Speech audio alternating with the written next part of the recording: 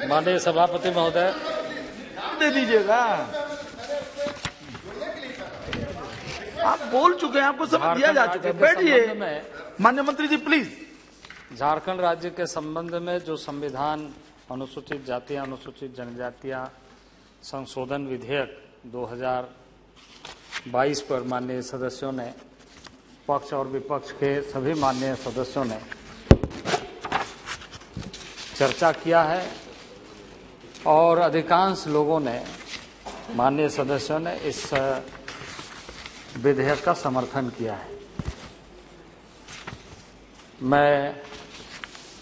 सदन के सभी माननीय सदस्यों का आभारी हूं। माननीय प्रधानमंत्री जी के नेतृत्व में जनजातीय समाज, जनजातीय क्षेत्रों के विकास के लिए जो प्रतिबद्धता है, उसी कड़ी में इस तरह के तमाम समस्याओं को, विसंगतियों को दूर करने का कार्य लगातार चल रहा है। इसी सदन में हमने अरुणाचल से संबंधित विधेयक पर चर्चा किया, हमने कर्नाटक से संबंधित विधेयक पर चर्चा किया और पारित किया, उत्तर प्रदेश से संबंधित, त्रिपुरा से संबंधित, लगातार हम विभिन्न राज्यों के ऐसे मामलों पर गंभीरता से विचार करते हुए सदन में सबकी मंशा, सबके सुझाव, सबके वक्तव्य आए और ऐसे चीज़ों का समाधान निकाले, इसके लिए लगातार प्रयास हो रहा है। यह प्रधानमंत्री जी का एक प्राथमिक क्षेत्र है जहां विशेष रुचि लेकर ऐसे समस्याओं का समाधान कैसे हो और आज़ादी के अमृत महोत्सव का जो मूल उद्देश्य है, जो मूल अवधारणा है, उसे हम इन परिवारों, इन समाजों, इन समुदायों के बीच में देख सके, ताकि हम ये लक्ष्य निर्धारित कर सके कि आज़ादी के समय में पीछे में रहने वाले पंक्तियों के लोगों को 75 साल में नहीं लेके जाया जा सका, तो अमृत महोत्सव का संकल्प ये हो कि 100 साल जब पूरा हो तो देश के आदिवासी मूल धारा में जुड़े हुए दिखे और सभी क्षेत्रों में आगे बढ़े। सभापति महोदय, इसी कड़ी में माननीय सदस्यों ने जो कुछ विषयों के तरफ में, जैसे हमारे सुरेश जी ने वैसे समर्थन किया है, कहा है नो ऑब्जेक्शन, लेकिन साथ ही साथ ये कहा है कि ये पॉलिटिकल तरीके से, पॉलिटिकल रेजुलेशन के रूप में या पॉलिटिकल इंटरेस्ट के साथ, यदि आपको ऐसा लगता था तो पॉलिटिकल लाभ लेने के लिए आपने पहले क्यों नहीं किया? आपको तो मौका मिला था लंबे कालखंड तक, लेकिन आपने इस विषय पर राजनीति किया, उन लोगों को लाभ कैसे मिले, न्याय कैसे मिले, इसके बारे में नहीं सोचा। हम अब सोच भी रहे हैं और कर भी रहे हैं और निष्पक्षता के साथ संवैधानिक प्रावधानों और जो मापदंड है उस मापदंड के आधार पर कर रहे हैं और इसलिए इसमें कोई राजनीति नहीं है, विशुद्ध रूप से मेरिट पर सारी चीजें की जाती है। क्योंकि इस संबंध में हमारे माननीय सदस्य निशिकांत जी अभी बता रहे थे कि कितने फॉर्मेलिटीज की जाती है।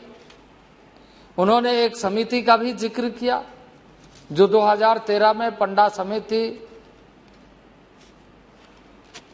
बनाई गई थी और उसके भी बहुत सारे सुझाव मंतव्य आए, मैं उस पर बाद में आऊंगा।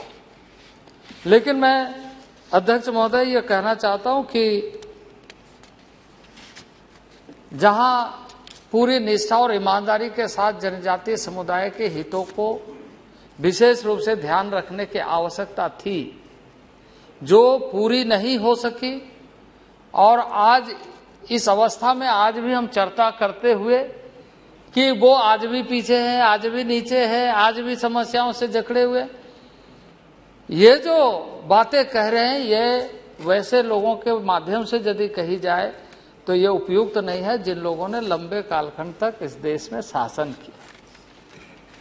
और इसलिए अध्यक्ष महोदय, मैं निश्चित रूप से कहूंगा कि जिन माननीय सदस्यों ने समर्थन किया है और जिन लोगों ने चिंता जाहिर की है कुछ चीजों के बारे में, जैसे हमारे भर्तृहरि महताब जी ने उड़ीसा से संबंधित, अपराजिता जी ने उड़ीसा से संबंधित, मेरे पास सारे ऐसे सारे समुदायों के बारे में मंत्रालय शोध के साथ कार्य कर रही है कि हम किसी के साथ अन्याय न हो, इसकी चिंता करें, सबको न्याय मिले, इसकी हम चिंता कर रहे हैं। और कुछ लोगों ने फाइनेंशियल डेफिसिट की बात की कि ट्राइबल मिनिस्ट्री में या ट्राइबल के लिए जो फाइनेंशियल बजटिंग होती है उसमें कमी है। मैं बताना चाहता हूं कि नीति जो बनाई गई थी, उस नीति 70 के दशक में बनाई गई थी कि किस तरीके से केंद्र और किस तरीके से राज्य बजट का प्रावधान करेगा और किस तरीके से विकासात्मक कार्यक्रमों को प्लान और सब प्लान के आधार पर, यानी ट्राइबल सब प्लान के आधार पर राज्य उन राशियों का व्यय या योजनाओं का कार्यान्वयन करेंगे या चिन्हितीकरण करेंगे या प्राथमिकता दें। लेकिन यह नीति होने के बावजूद भी मैं जब रिपोर्ट को देखता हूं, क्योंकि यह नीति बनाई गई थी जब देश में, जिसकी चर्चा किया गया है, यूएन ढेबर के समय में, यूएन ढेबर इस कमीशन के मेंबर थे जिन्होंने यह अनुशंसा की थी कि देश के डेवलपमेंट पॉलिसी ट्राइबल एरिया में क्या होना चाहिए। तो इसका फॉलो कभी लोगों ने नहीं किया। इसके साथ साथ ही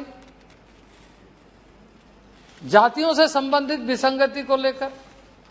यह बात सही है, जैसे हम इस देश के पार्लियामेंट में यहां बैठे हैं, पूरे देश का प्रतिनिधित्व करने वाला यह संसद है। यहां बहुत सारे कम्युनिटी के लोग, बहुत सारे प्रदेशों के लोग हैं, सबके किसी भी समुदाय के नाम लेते समय फोनेटिक वेरिएशन होगा। तो ऐसे भी कई समुदाय हमें देखे गए हैं जिसमें इस तरह के विसंगति है। और इसलिए कुछ समुदाय को आज यदि झारखंड में आप देखेंगे तो प्रायवाची शब्द के रूप में इसलिए लाया गया है क्योंकि ऐसी चीजें अलग अलग क्षेत्रों में अलग अलग तरीके से, क्योंकि यदि हम 100 साल पहले की बातों को देखें, जब यह पहला डॉक्यूमेंटेशन हुआ था, अध्यक्ष महोदय इतिहास हम सब लोग जानते हैं, इस देश में यदि देखा जाए तो डॉक्यूमेंटेशन का काम खास करके पैमाइश आधारित जो लैंड रिकॉर्ड्स का काम एक समय टोडरमल के समय में शुरू हुआ था, तो दूसरा अंग्रेजों के समय में शुरू। और अंग्रेजों के समय में ट्राइबल और ट्राइबल एरिया में एजुकेशन कितनी थी या कितनी समझ थी, किस तरीके से वो कास्ट के रूप में नहीं जीते थे, वो कैरेक्टर के रूप में जीते थे, उसकी चारित्रिक गुण। और इसी बात को लोकुर कमेटी ने अपने अनुशंसा में कहा कि जब आप इन सारे मापदंडों को, मानकों को तय करें तो इन विशिष्ट गुणों की बातों को ध्यान में रखते हुए ही रिसर्च करना चाहिए। और इसलिए जो 5 मापदंड तय किए गए उसमें उनके कैरेक्टर को डिफाइन किया गया कि वो किस तरीके से रहते। अध्यक्ष महोदय, अंग्रेजों के शासन के पहले मुगल के शासन थे, मुगल के पहले रियासत थे, और रियासत के पहले हमारे बहुत सारे इतिहास थे, पाल वंश थे, मौर्य डायनास्टी थी, तो कई तरह के डायनास्टी इस देश में चले। उसके बाद मुगल रियासत, तरह तरह के नवाबों के बहुत सारे चीजें, तब जाकर के अंग्रेजों का शासन। अंग्रेजों के शासन काल में ये सारी चीजें एंथ्रोपोलॉजिकल रिलेटेड विषयों पर,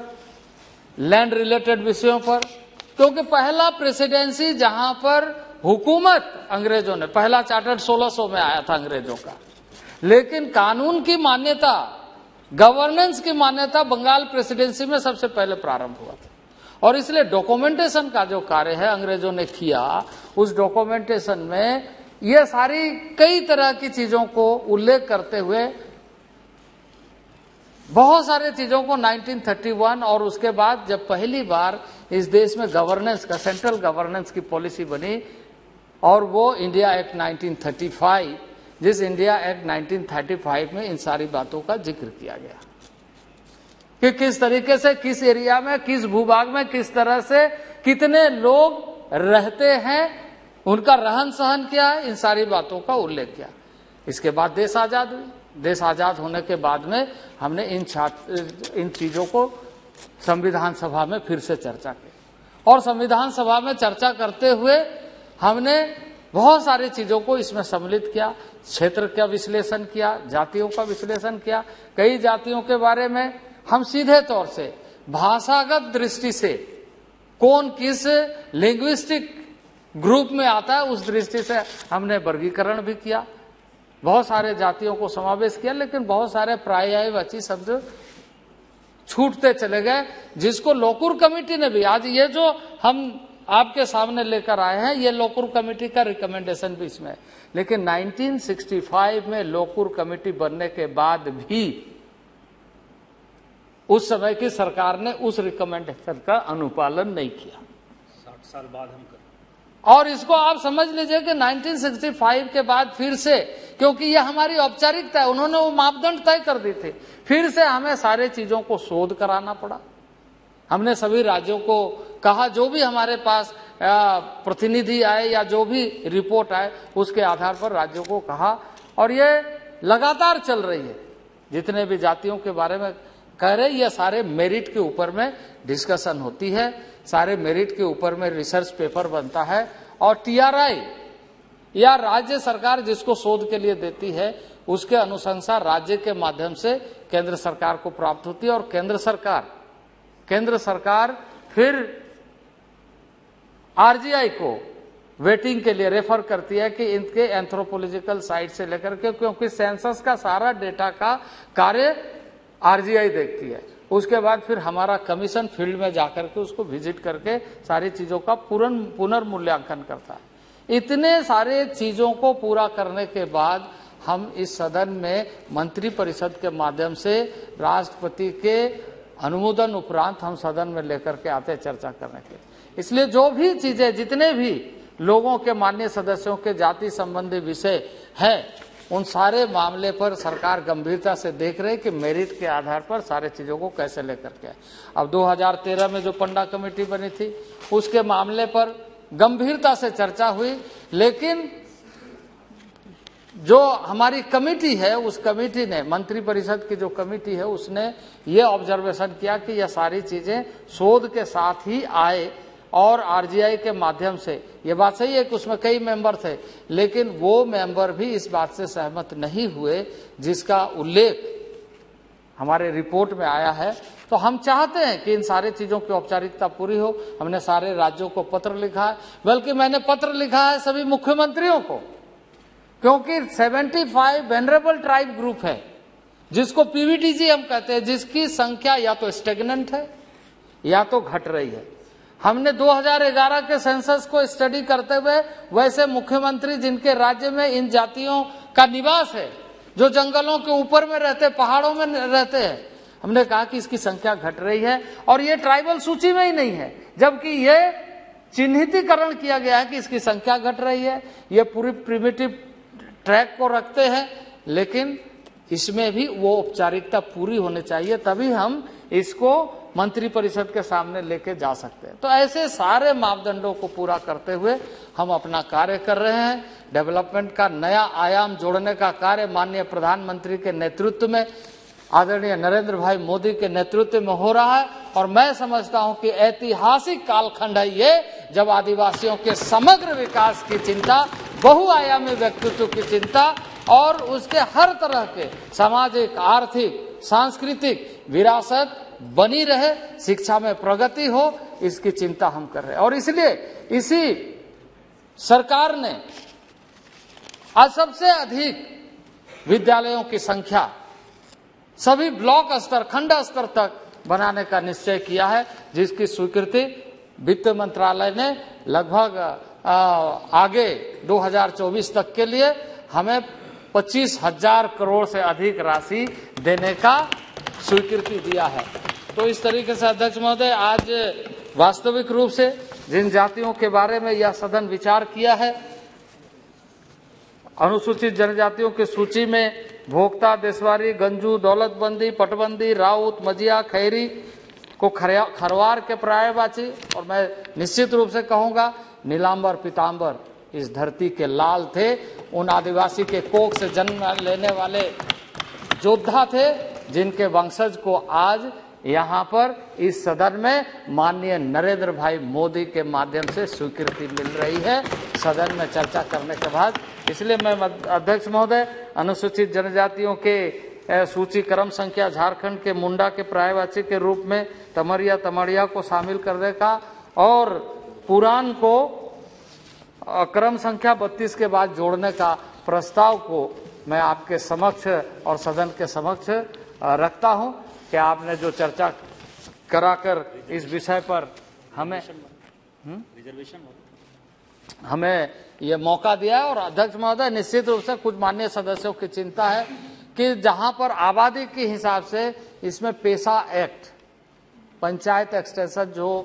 पूरे देश भर में अनुसूचित क्षेत्र में लागू है, इन सारे क्षेत्रों में लागू होगा। ये प्रावधान इसके माध्यम से होगा। निश्चित रूप से मैं इन्हीं शब्दों के साथ आभारी हूं और मैं प्रस्ताव करता हूं कि इस विधेयक को पारित किया जाए। प्रश्न इसी के साथ ही आपको अगर वीडियो अच्छी लगी तो उसे लाइक करना, शेयर भी करना अपने दोस्तों के साथ फेसबुक और व्हाट्सएप पर। और अगर आप झारखंड न्यूज़ चैनल पर पहली बार आए हैं तो नीचे लाल बटन दबाकर सब्सक्राइब करें। Thank you, take care.